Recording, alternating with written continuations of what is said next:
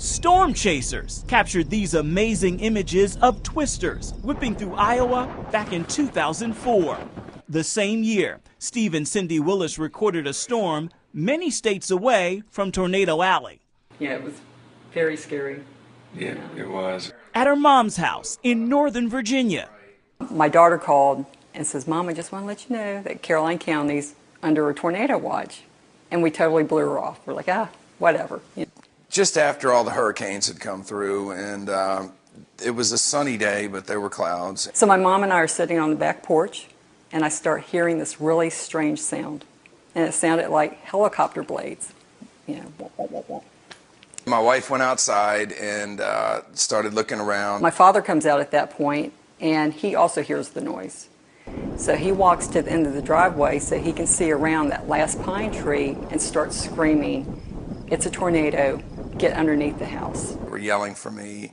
I went outside, and the first thing I see is a tree flying over my head. So at that point, I knew something was horribly wrong. Next thing you know, we're under the house. Steve has finally joined us and is holding the crawl space door so he could see out.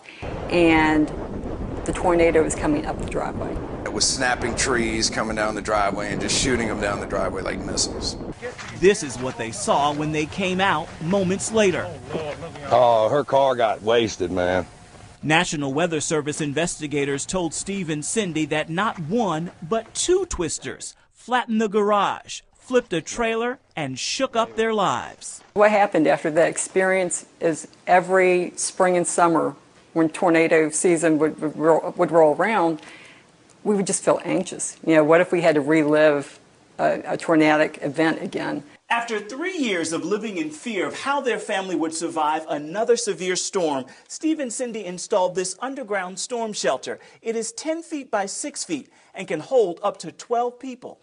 We have a weather radio, so if the weather radio goes off and it's a warning, which we take serious now, we will immediately go to our shelter, and it is such peace of mind. That feeling of security inspired the Willises to go into the business of safety. Steve, a licensed contractor, and Cindy, working in finance, now market, sell, and install storm shelters. I guess the hope is, of course, you'll never need it, but you will. And we've had ours in the ground for 4 years, and we've been in ours a number of times. Business is up. Like storm shelter companies in the Midwest, the Willises saw an increase after spring twisters in unexpected places, like Gloucester County, Virginia.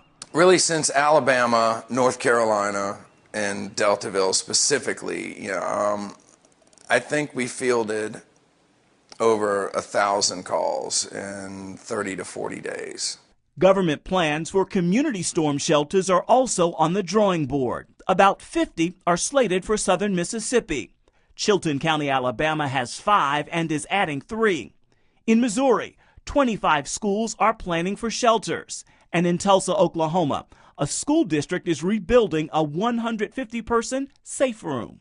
I will acknowledge, that the shelters are not a small ticket purchase. The smallest underground fiberglass shelter in the Willises shop costs about $7,000. You cannot put a price tag on safety, and it is worth every penny we spent. The shelter has given this husband and wife peace of mind, and it may have inspired the career goals of their 10-year-old son, Derek. He has become quite fascinated with severe weather. His dream is to become a meteorologist and a storm chaser, yeah. He could soon be racing toward the storm, just as Mom and Dad take shelter away from it. Ephraim Graham, CBN News, Ruther Glen, Virginia.